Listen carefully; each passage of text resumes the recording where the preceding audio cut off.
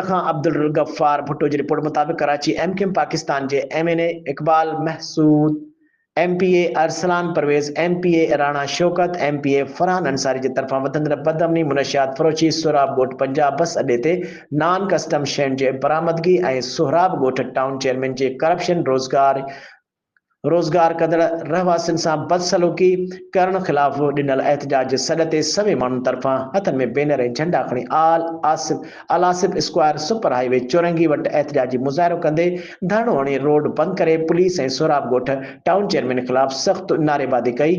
Road बंदि हुजण सबबि रोड जे ॿिन्ही पासनि खां सभई गाॾियूं बीहजी वयूं।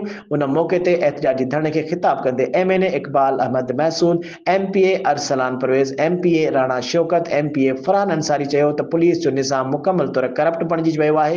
पुलिस जो तवजो सिर्फ़ रिश्वत वठण ॾांहुं थी वियो आहे।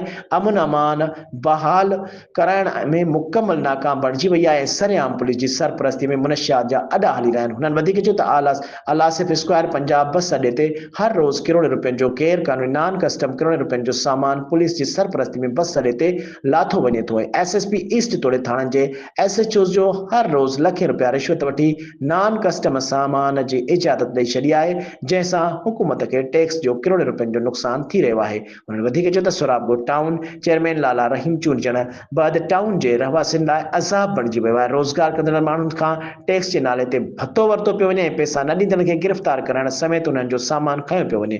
टाउन चेयरमैन मिलंदड़ बजट तरक़ियाती कमनि ते ख़र्च करण बजाए पाण हड़प करे रहियो आहे ऐं हुननि चयो त करप्ट टाउन लाला रहीम ख़िलाफ़ क़दम खणे अमन अमान खे बहितर बणाए गैर कानूनी नॉन कस्टम सामान जे सप्लाई खे बंदि कराए करप्ट पुलिस अमलदारनि ख़िलाफ़ कार्रवाई कई वञे। ॿी सूरत में ॿीहर सख़्त एहतजाज कयो वेंदो।